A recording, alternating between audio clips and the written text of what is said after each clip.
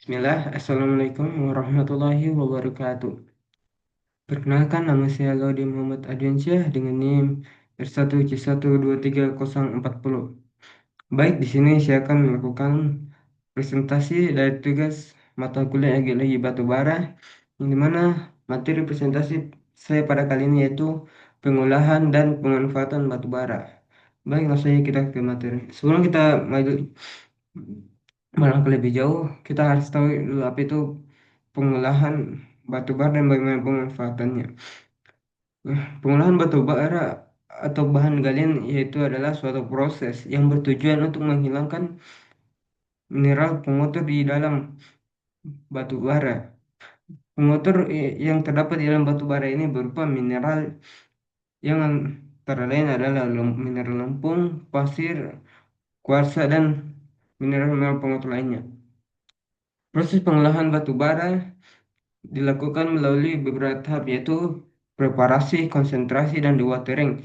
Hasil dari pengolahan batu bara ini ya, yang sudah hilang pengotornya yang kemudian selanjutnya digunakan sebagai sumber energi. Batu bara digunakan untuk sumber energi langsung maupun tidak langsung.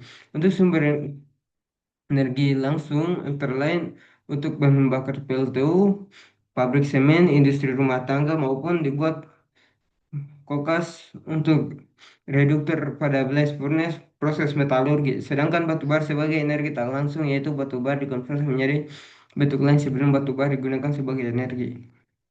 Baik, pokok pembahasan pada kali ini itu terbagi atas dua. Yang pertama pengolahan, yang dimana pengolahan ini membahas tentang preparasi, konsentrasi, dan dewatering. Dan pokok pembahasan kedua itu pemanfaatan, yang mana ini dibagi di atas dua, yaitu batu bara sebagai bahan bakar dan batu bara sebagai sumber energi. Nah, langsung saja ke pokok pembahasan yang pertama, itu pengolahan.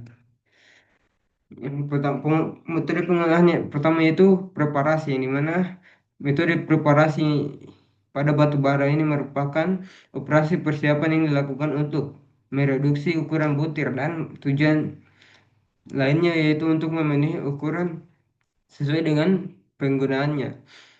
Reduksi ukuran butir biasanya dilakukan dengan alat peremuk yang antara lain yaitu alat crusher atau grinder.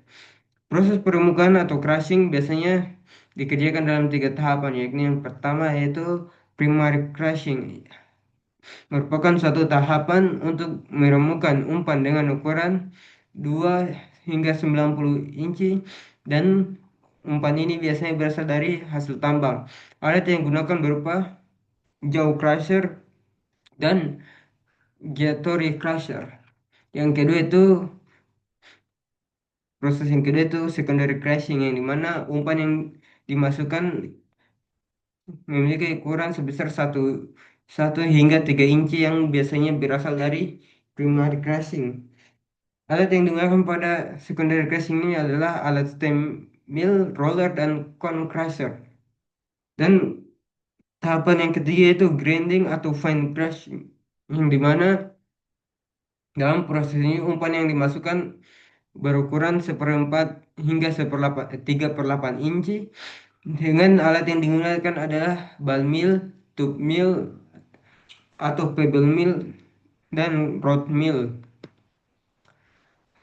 Metode pengolahan yang kedua itu konsentrasi, di mana konsentrasi pada batu bara adalah suatu proses pemisahan antara batu bara dengan pengotornya. Konsentrasi ini diantaranya bisa berdasarkan warna atau kilap dan juga berdasarkan specific gravity atau SG. Pada specific gravity, cara konsentrasinya disebut gravity concentration, yang meliputi tiga hal berikut. Yang pertama, flowing film concentration, ini mana ini merupakan proses konsentrasi yang mendasar atas SG pada aliran tipis. Metode yang kedua itu jigging, yang dimana proses konsentrasi ini berdasarkan pada kecepatan pengendapan antara pengotor dengan batu bara.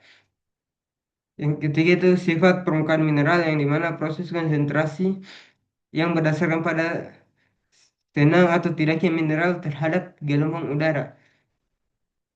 Cara konsentrasi ini disebut flotasi. Baik, dan proses pengolahan yang terakhir yaitu dewatering, di mana dewatering merupakan operasi pemisahan antara cairan dengan padatan dan biasanya dilakukan dengan proses konsentrasi.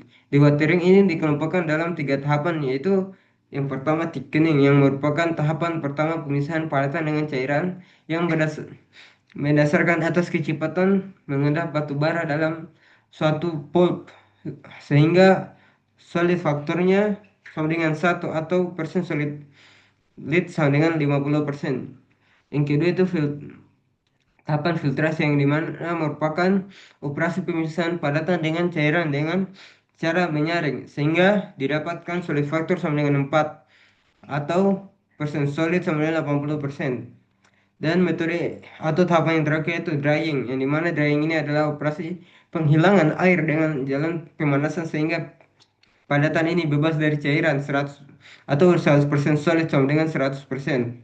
Persen solid sama dengan 100%.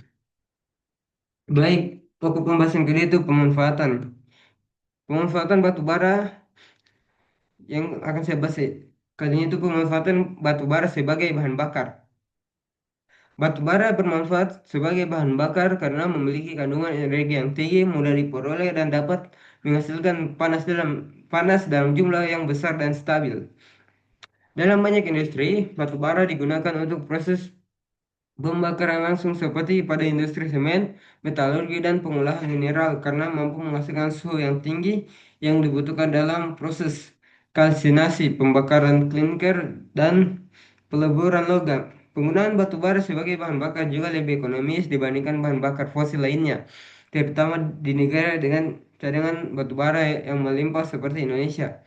Selain itu, batu bara dapat disimpan dalam jumlah besar tanpa mengalami penurunan kualitas yang signifikan sehingga menjadi pilihan utama untuk kebutuhan energi jangka panjang dalam industri berat. Batu bara juga dulu digunakan sebagai bahan bakar dari kereta api. Selanjutnya itu pemanfaatan batu bara sebagai sumber energi. Sebagai sumber energi, batu bara memegang peran penting dalam pembangkitan listrik melalui pembangkit listrik tenaga uap. Di mana pada proses ini batu bara akan dibakar untuk menghasilkan uap yang kemudian uap hasil pembakaran tersebut akan menggerakkan turbin dan generator sehingga dapat menghasilkan listrik dalam jumlah besar dan stabil.